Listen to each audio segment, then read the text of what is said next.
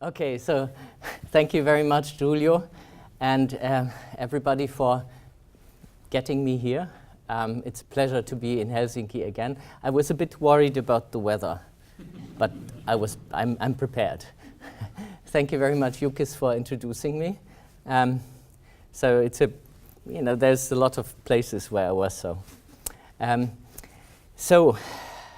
I will have the next 45 minutes or so for talking about brain-computer interfaces, and I have to set my watch because otherwise I forget about time. This is joint work together with many people, and I will just name the principal components of this. So Gabriel Curio, who is, I think, known to many people in Helsinki, he was also a frequent visitor here. He's a neurologist at Charité. He's the only medical doctor in this. He's a real doctor. And Benjamin Blankertz, who's a mathematician. He's also professor at TU since 1.5 years. And there's lots of people involved all over the place. So let me briefly introduce what I mean by brain-computer interfacing by showing a video first, okay? And I show you, because I won't be talking about invasive studies for most of my talk, from this slide on.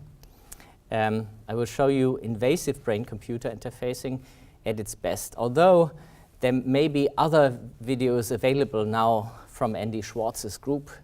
This one I find still very impressive. So the first thing that I would like to mention, invasive means, in this case, there's a monkey. His brain is intruded by an array of electrodes. So this is a brain surgery that has to take place. Then basically these electrodes take signals at 30 kilohertz. And the purpose of the machine learning approach will be to decode this very high volume data stream and translate it into a control movement, a neuroprothetic movement in this case. So what you see is the monkey. And I just show you that this is the monkey arm. This is a robot arm. So don't think that the monkey's arm would have space in this. So this is just, an electrical device or an electromechanical device. So the monkey's arm will be sitting still in the experiments. So just see.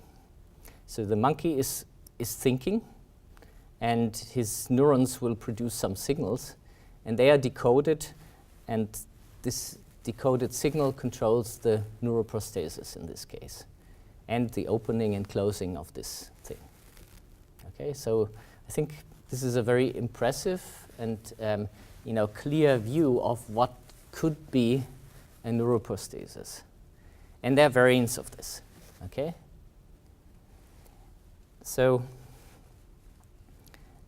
you can see the monkey somehow, by using this interaction loop, can control the robot arm. And it can control it to quite some precision, although it's not, he has to correct a bit, okay, as you see. Okay.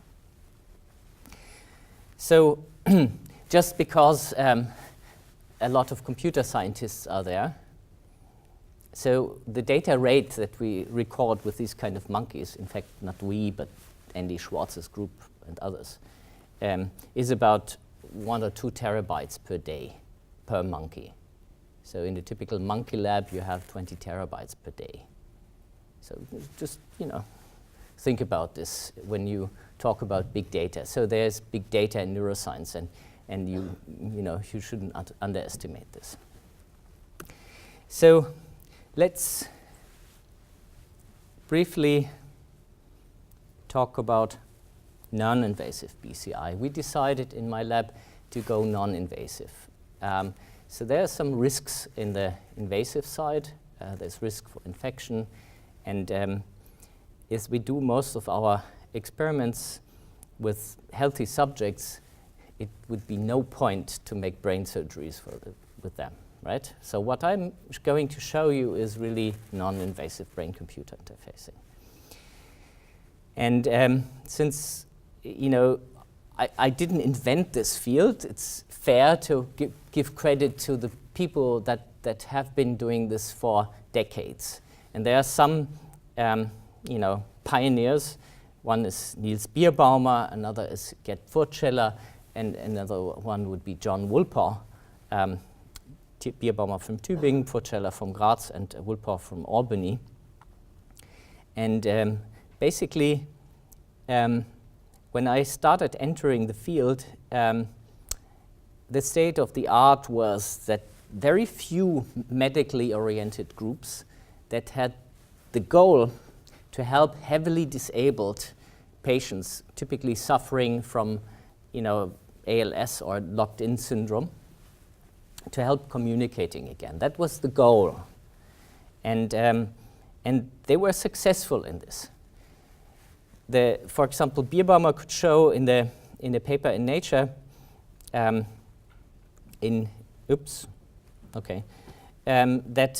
this patient here was able to spell. It took, you know, several, you know, hours, or in fact a bit more than a day, to spell a short letter, and it took about 100 to 300 hours of subject training in order to get that far. So the subjects would change their brain signals such that they could be decoded. So when I came to this field, I visited all three of them, and I said, well, why don't we do things differently, right? Why don't we have the computers learn and not the subjects? Let the machines learn, okay? Because, I mean, it's a bit obvious, because I'm a machine learner, I should say that, right? And you know, I remember they were all very kind to me, and, you know, said, yeah, it's a bit hard, yeah, and good luck, son, right? But they were very helpful also, and very encouraging, I must say that. And they pointed me to all the necessary literature, and so they were really, really kind, because they also thought that maybe, you know, with low probability I could bring something to the table, okay? So, but let's be more formal and introduce brain-computer interfacing and the non-invasive side of it. So typically, you have a brain on one side and a measurement device. We are non-invasive, so EEG or MEG would be a good concept to measure, but also NIRS or fMRI could be possible. So then this is a high-dimensional signal with a lot of channels, typically at 1 kilohertz per channel, and we would extract some features, and we would get a classifier, and then in the end we would get a bit out of the brain, and that allows the first step of communication. Okay, so then basically it's clear what I do, right? I would be worrying about the decoding part. Okay, so that's the machine learning aspect of things. So to be very precise, the BCI in its strict definition wants to translate human intentions into a technical control signal, but without any muscle activity or peripheral nerve activity. So quite often you find reports in the press about some companies that have some BCI games, for example, or some BCI tools or whatever. So then they put videos online. And if you look at the subjects, then they often, you know, frown or make strange faces, or, you know, chew or whatever. This is, of course, not a BCI in that sense. So I will show you how far we can get with the BCI in the strict sense, okay, in this talk. Now, there's two caveats on this. So first of all, a patient does not care at all what we decode. A patient wants to communicate. So if a patient has some residual muscle activity, then we should use it, right? So very often a BCI would be really the last resort that we have. And so this is something to be very clear about, okay? And I will talk about a patient study. And we have to be very honest and sober in this context. Now, a computer gamer may not care at all whether this is a BCI in the true sense or whether this is actually some muscle EMG controlled device. You know, it will be fun. Okay, so I think there's different views on things. I'm now taking the scholarly view for the rest of the talk, and then we can discuss further. Let me just show you in contrast, so the performance of a human subject. This is a non-invasive BCI, so this is a EEG cap, and the subject controls this cursor and tries to hit the ball as often as possible. It's the game of brain pong. The subject will have a training of about 10 minutes, and you know, it's pretty decent. Looks binary, but it's actually continuous control. So, two remarks. So I'm the subject, so you can actually ask, what the heck did you do, right? And how did it feel? So you can ask the monkey, but you will not get a possible answer. And you can see it's fun, right? Okay. So the data rates are a bit lower, 2 gigabytes per experiment.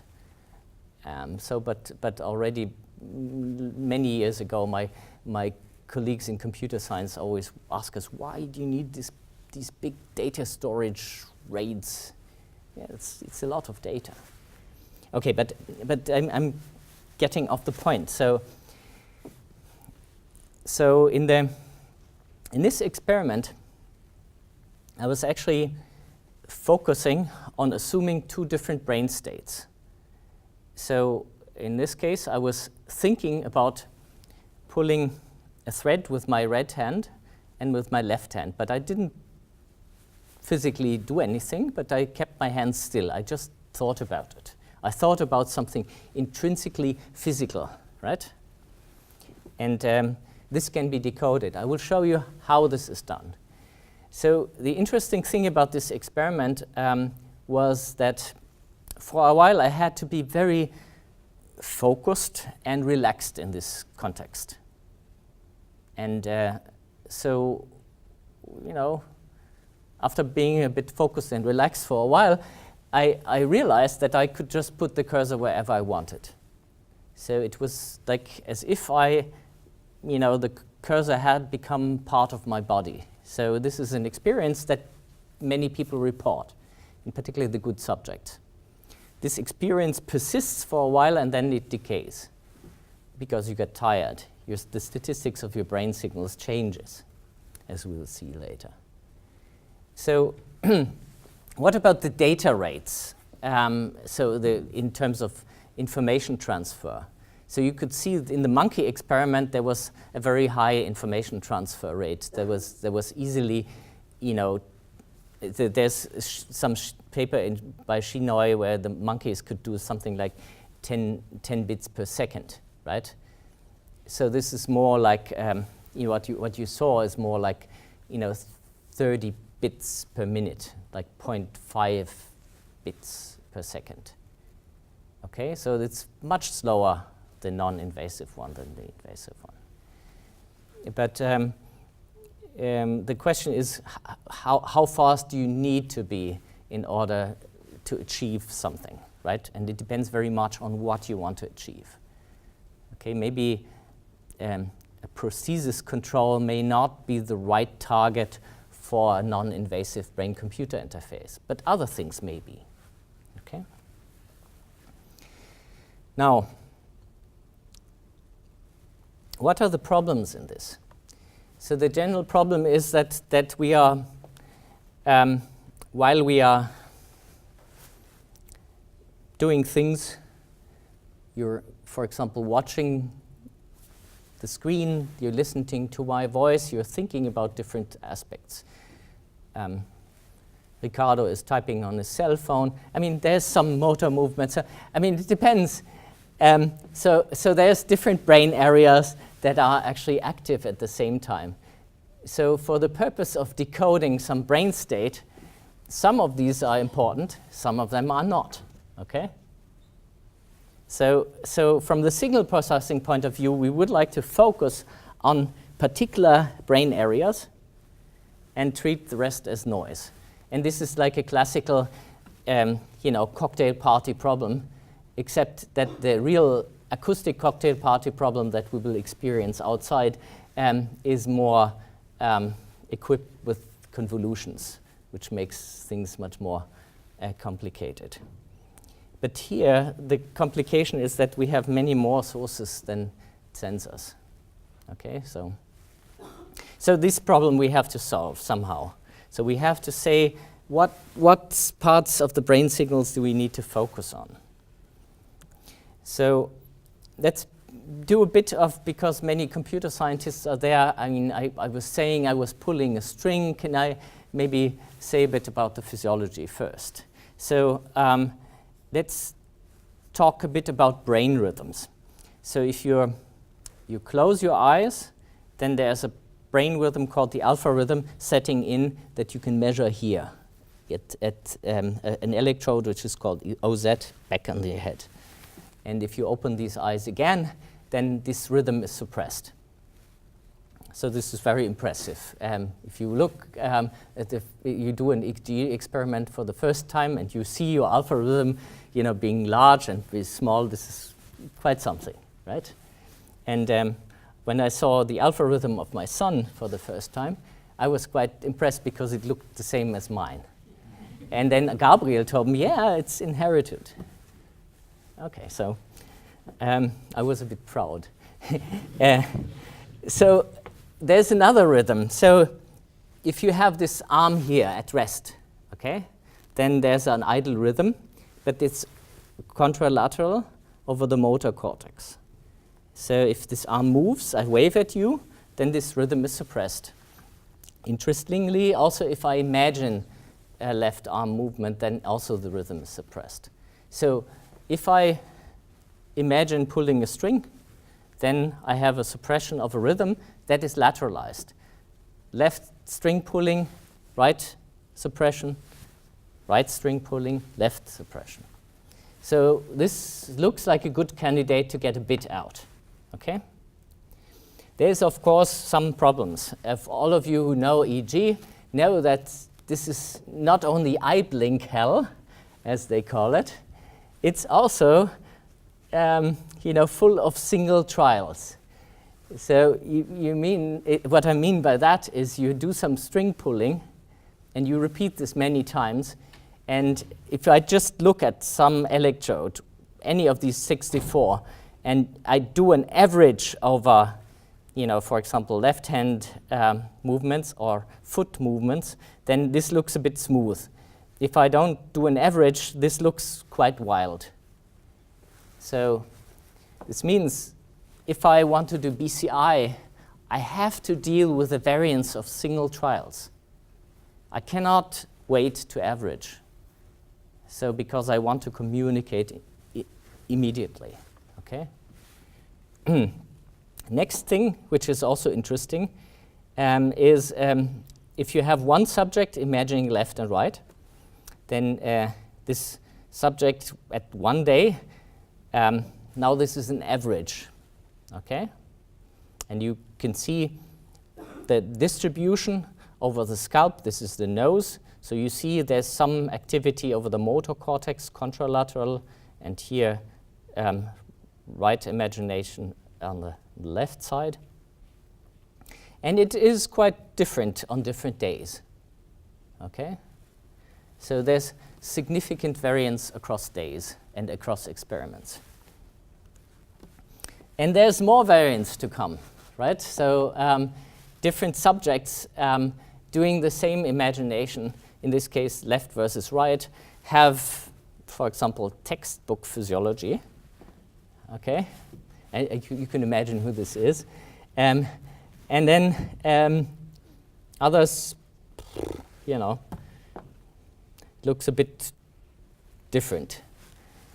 And all of them are you know, physiologically completely normal as far as we know.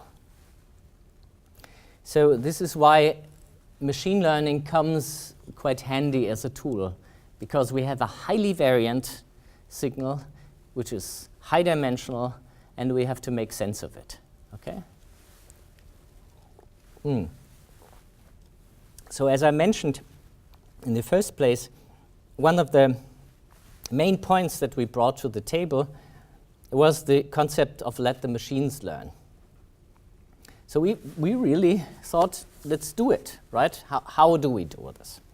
So first thing is we get people to the lab, then you put the EG cap on, and then of course it takes some while, half an hour or so, until the, you know, everything is in place.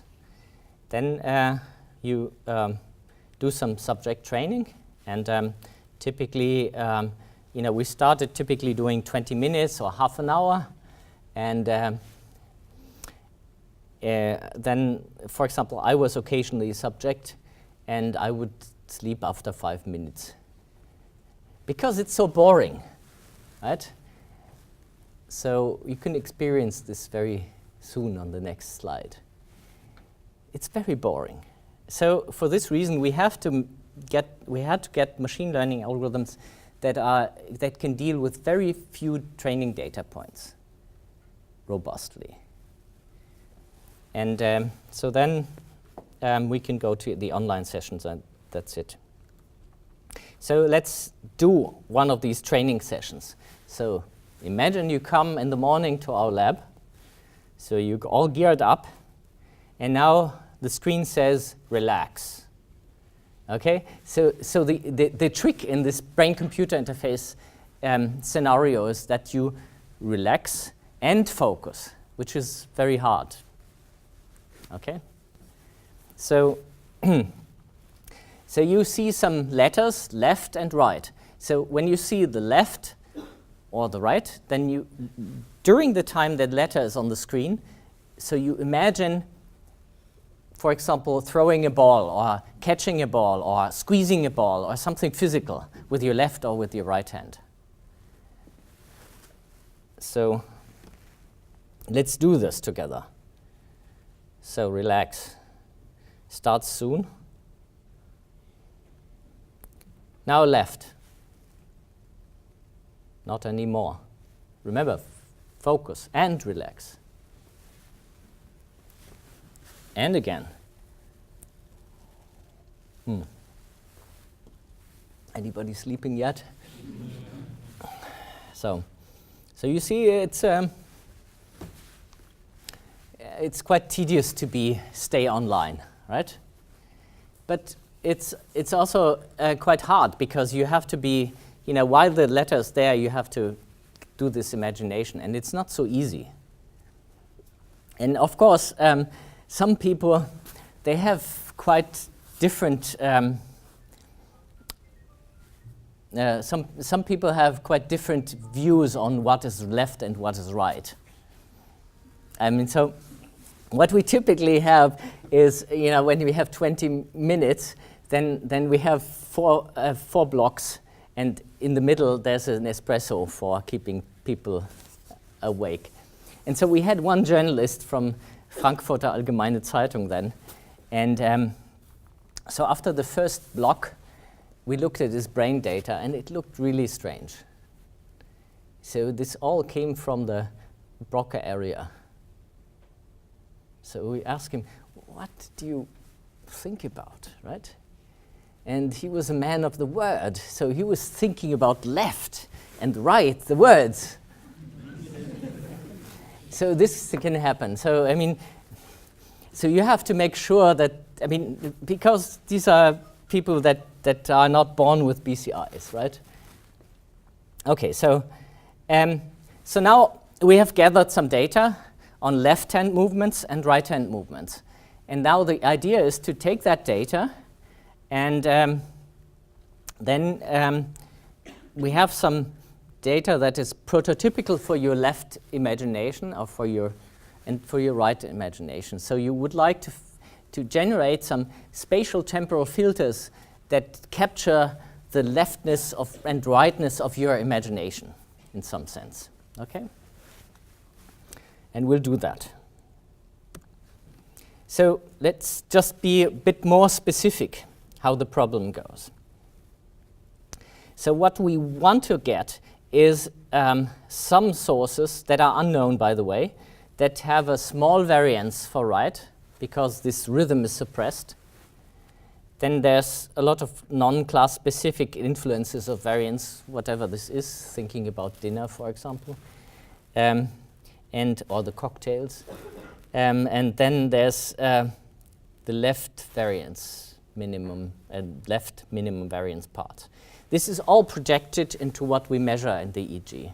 So there's volume conduction in between and everything. So this is what we have as a signal, and we now have to construct a filter so that we only get the right and the left ones and null out the rest. Okay? So a very basic working horse of this hi Sammy, is the common spatial patterns algorithm. So for this, we look at the baby system. So this is like two channels now. And we have one class and the other class. So this may be the data, the trials of the data somehow. And then, so these classes have some kind of covariance structure. And so this yellow crosses, they are the covariance matrix of the classes, and the blue one is the sum covariance. So the first thing that the common spatial pattern algorithm does is whitening the data, putting it on a sphere. So the blue cross gets, variance that is equal on all different directions. Okay? And we do this by finding a projector P so that this is diagonalized. This is basically a PCA. So a whitening transform. So then we can take this new coordinate system and transform the covariance matrices. And then the only degree of freedom that we have if the data lies, so to say, is spherical, is just to turn this a bit more in some way. So so we are looking for a rotation matrix that tries to emphasize one side, diagonalizes one side, and one minus diagonalizes the other one. Okay? So that's the idea. And so the idea would be to have this rotation matrix such that this one class is diagonalized and the other is one minus diagonalized. So practically, it looks like we're turning this whole system such that if we are getting the eigenvector of the one system, then we get the one class, and the eigenvector of the other system, we're getting the red class, and the green class shrinks to a point. Okay? So that's the transformation. It's a very simple one. So of course, this is a two-dimensional problem for the purpose of illustrating it. So I remind you that we have 64 channels. So this is actually a 64-dimensional problem, and then we are just doing a sphering and a rotation in this 64-dimensional space, and we have 64 eigendirections. And the upper eigendirections will project to one class, and the lower ones will project to the other class. So that's the idea. And it can be solved very nicely. It's a linear algebra. So for those of you who didn't like that, there's a video shows this. So these eigendirections, the eigenvectors, they can be interpreted as spatial filters, or respectively, they can be transformed to spatial maps. Okay? So this is now the eigendirection belonging to one class, and which is obviously the one for right, because there has a bump on the left hemisphere, and this is one for the left class. So we get a filter out of this eigenvalue problem that basically tells us we should focus on the motor areas. Okay, which makes a lot of sense, I think, from the physiological point of view. So now we can run an EEG. So this is a real EEG. These are real filters of some subject. And we do one thing before. So this is the 5 channels of the real EEG over time. And we are doing now a bandpass Fourier transform in order to get the mu rhythm. So to be in the rhythm area where things are happening in the motor cortex, which is around 8 to 13 hertz or something like that. So this is why these signals are so oscillating. Okay, so we are transforming. So now we are taking this filter and apply the whole EEG, 64 channels, to this filter. We get a one-dimensional signal, and this is what I show. Okay? So now let's look at this. So the subject is right imagining at this point here in time.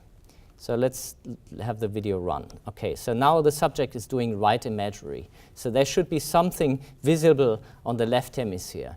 But as I said, there's the cocktail party going on, and that you don't see anything, right? So in the EEG signal. But you see something in the filtered signal. So you see that there's a suppression of a rhythm, whereas on the other side, where the other filter is for the other class, there's no suppression. Okay, now we can continue. So now the subject is imagining left. Okay, so there should be something on the right hemisphere. You cannot see anything, but our smart filters tell us that there's a rhythm suppressed here and here not.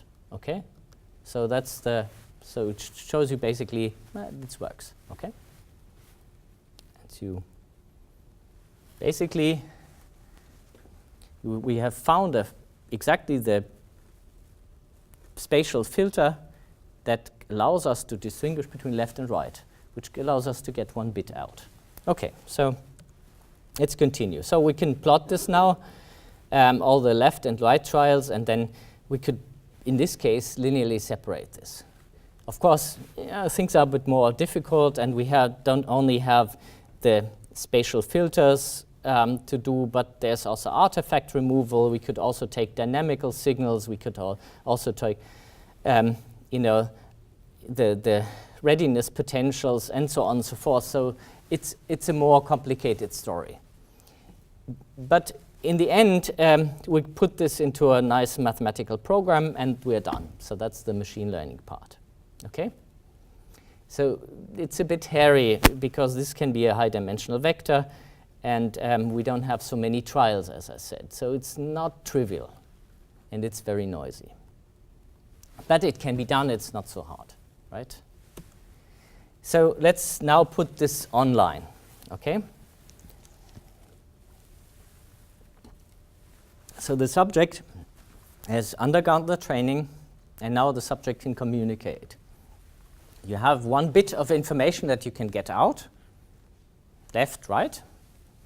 And the question is, how do you use it for communication? So far, I haven't really stressed that this is an interdisciplinary thing, okay? And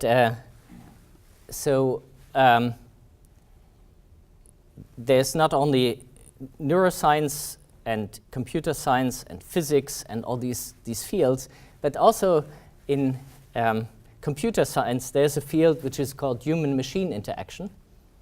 And so you could think about how can I use, with a very lousy classifier, because it's not optimal, it's not 100%, it's 90% or something. how can I make something that is robust as a spelling device? And we worked together with Roderick Murray Smith on this one, which we call the hexospell. So we have one arrow, and we use one bit to turn the arrow and one bit to extend. Okay? And so with two choices, you can get every letter in the alphabet. And so the subject can stably spell in this context. And I should tell you a bit about a bit about the video. So this video was actually taken at CeBIT, which is a largest computer fair, so you can imagine about 40 people standing around this, maybe a TV camera team. And behind this white wall, there was the main power supply of Hall 8. A cable of this size, EEG measures about 10 to 50 microvolts. So a cable of this, you can just figure out how much stray voltage there is. So it's not so easy. So, and Guido Dornhege was one of the subjects. He was stably spelling at a rate of about 7 letters per minute throughout 3 hours of this thing. And he only misspelled once when the German science minister put her hand on his shoulder to get a photo taken. So anyway, so the sentence will be "Die Sonne ist von Kupfer," which was one of the first sentences transmitted by a telephone by Reis. So okay, so interestingly, the distributions in this data that underlie the brain signals, they change quite heavily. So I'm not telling you how to deal with this, because I think we're running out of time anyway. But this is highly non-stationary, and this also inspired me to work on non-stationarity, because you have to do it, otherwise it doesn't work well. And I realized that in machine learning, people rather tend to ignore the problem of non-stationarity, just behave as if it was not there. And so, except for the ones who do trend detection, of course, then the trend is their friend. Anyway, so I will just move forward a bit, and I skip this. So since we have found some good ways to deal with this non-stationarity, we can also compensate this, and I will just try to show you, one of the spectacular things that you can still do with non-invasive brain-computer interfaces, which is a bit playful, I must say. So this is an Adams Family pinball machine where we did some serious soldering, and we can now put a bit to either pedal from the outside. And we put this bit by decoding the BCI, and you can see basically how good we are, or how good the subject is. This is Matthias Kauledat, who spent not only time of his studies doing math, but also being a quite good pinball player. So the interesting thing about this is that it's quite surprising how good the timing and dynamics is in this. And it's quite an interesting question why this could be the case, because there's delays in this, and somehow the subject got used to that. And it's a very immersive environment. This is why we used it. It's the most immersive pinball machine that exists. So this was the most popular one. And it's a different thing whether you're in a lab and you have some distance to some device, or whether you are really immersed in something. There's a difference. Okay, so Let me just briefly say something about other applications. So far I've been talking about brain-computer interfacing for monitoring. How much time I have? 5. Okay, so I should stop in 5 minutes? Yes. Okay, good. So then I have to hurry up. I'm sorry for... Okay. So then I have to hurry really up. So I think a lot of brain-computer interfacing is about communications. So the question here is, can we use it in a different aspect as well? And so there's a framework which is called event-related potential. So now you had an acoustic event-related potential because of my clapping, okay? So that's in the event-related potential scenario. So I spare you this. So what we did was we looked at the BCI for analyzing or assessing signal quality perception. Okay, so here's the task. So I have this colleague of mine in TU Berlin. His name is Thomas Wiegand. He invented H.264 standard. And so he's very interested in video coding and also getting quantitative measures for video quality. And so we had the following thing. So we showed some video of an undistorted thing, so you can see the video in a second. And at some point, we go to some distorted version of the video. And so we see what the brain reaction is. And we can see whether this can quantify quality changes in the video.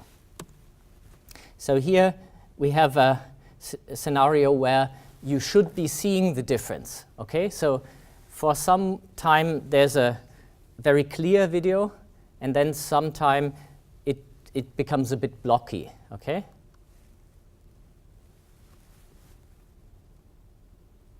Did everybody get it?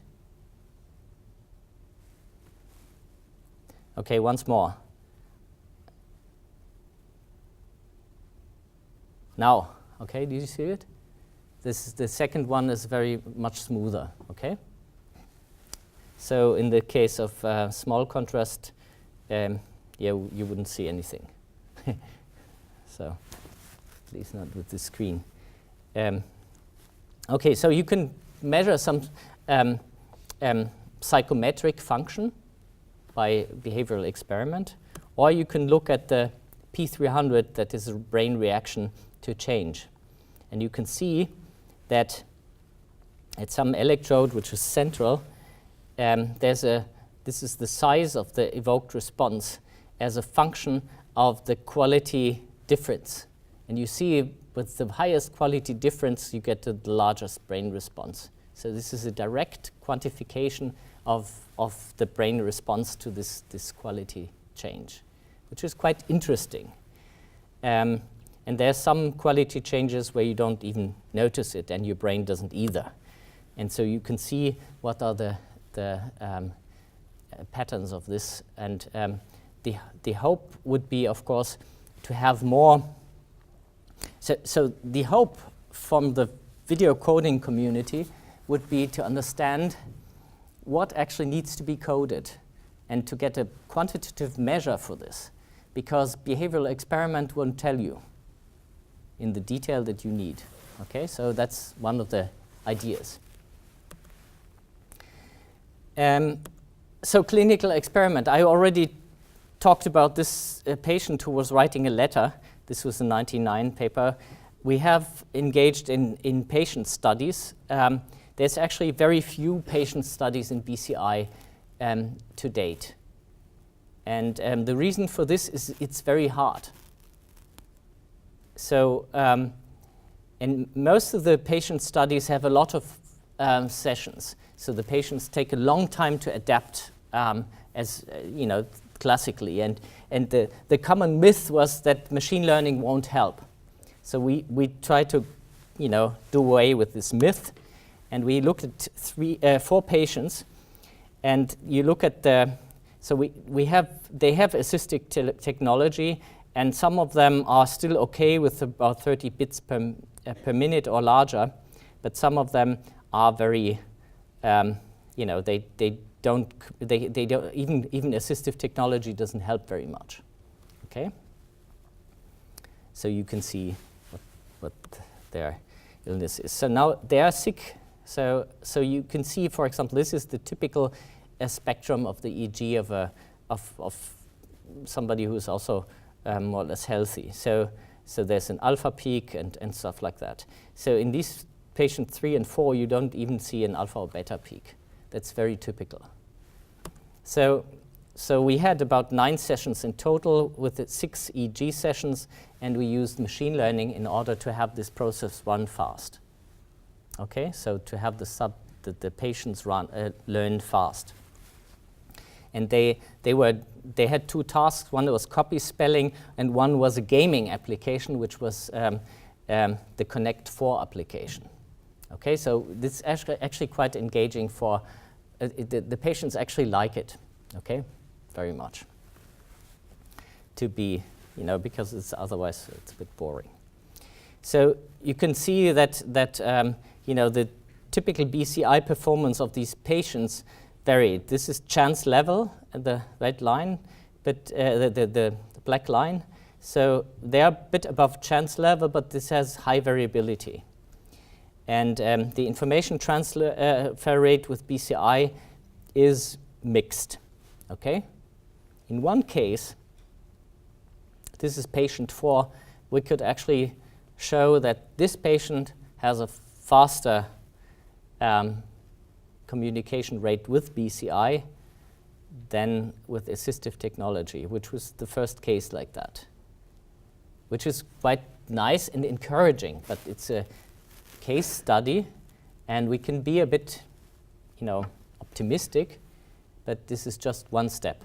Okay, so we should be also a bit modest because, you know, this is one patient, it worked for him, and the patient, you know, he was very happy. So he enjoyed in this because he could communicate with a much higher rate. So I come to a conclusion. So I think what I showed to you is how to do it the Berlin brain-computer interface way using machine learning. We have a calibration session which is less than 10 minutes. We can also do without calibration. We have showed this and its robustness not only in FAIRs, but also with patients. Machine learning is of central importance. Big challenges that are not gone yet are non-stationarity, multimodal imaging that can enhance where we have several signals that we measure at the same time and where, you know, one signal can enhance the other one, for example, NIRS and EEG. We could also use this multimodal data to measure similarities or correlations and try to learn about neuroscience. I think patient studies, there need to be much more patient studies, and it's a big and hard piece of work to do a patient study. So I mean, I think this should not be underestimated. So generally, I think about the BCI that it's a new tool for, on one side, doing neuroscience, and it's a tool to watch the thinking and behaving brain in real time, and we can revisit many neuroscience questions. So on the other side, it provides a wonderful opportunity to have a new channel for human-machine interaction. And we are seeing things, you know, in the human interaction field. I saw lots of very interesting studies today, also in information retrieval that I was not aware of. So this was very, very interesting. And there will be more to come. And also, it's a wonderful playground for somebody who likes challenging data analysis problems. So thank you very much for your attention. And this is some advertisement. Okay, good. Very good. So we don't have much time, but let's take 1 or 2 questions. So please think of a very good one.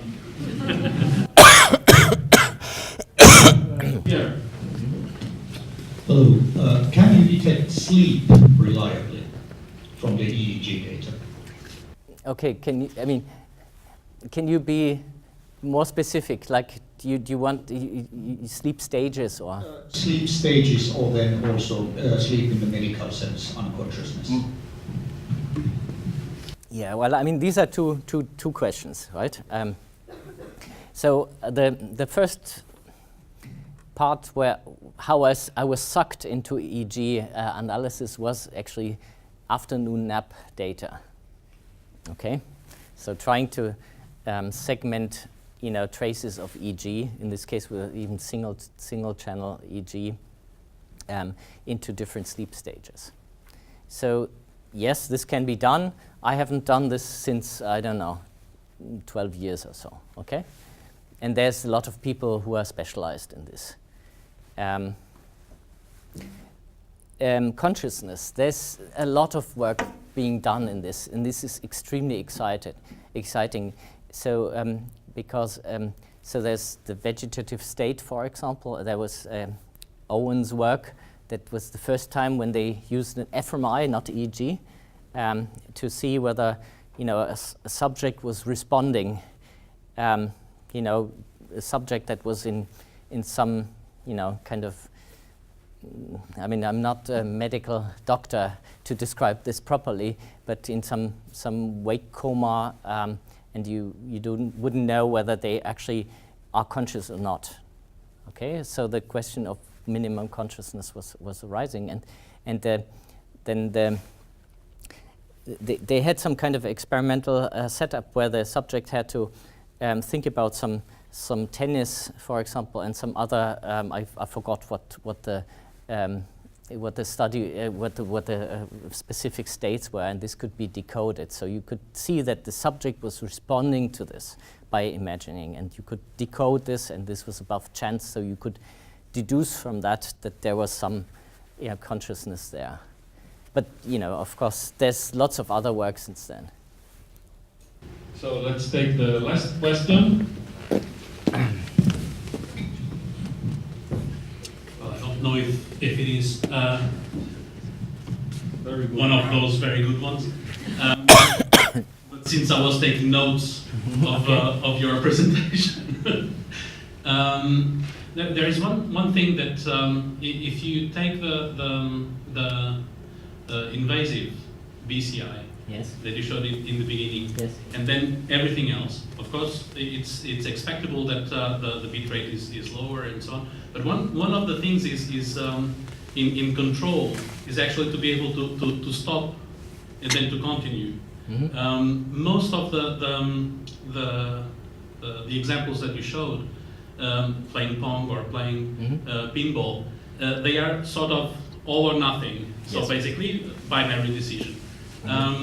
Have you seen any way of actually grading the decision? Yeah, I mean, okay, so very good question, because it allows me to, put this into the right perspective.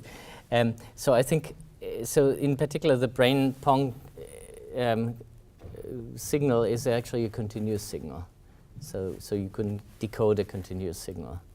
So when I said I can put the cursor anywhere, I literally mean this. Okay, so you could put it there, or the question of whether this helps to control a robot arm, or whether it actually makes sense, whether it would not be a better idea to for example, use some advanced vision system and that just exercise the command with the BCI. I think I think in the end of the day, there's in a way this discussion between invasive and non-invasive BCIs is a bit artificial. It's also polarized, to be honest, from both sides, right? So the invasive camp says this is the only way to go. And there's, of course, risks that they don't really talk very much about. And it's clearly the only way to go for some patients. And this is a clinical decision of some medical doctor that that thinks that the risk to take is worth the outcome. And in many of the BCI applications, in particular when it comes to healthy subject, it makes absolutely no sense to have a brain surgery. So there's no option to be invasive, right? So I think these are just different games to play, in fact. Thank you. Thank you.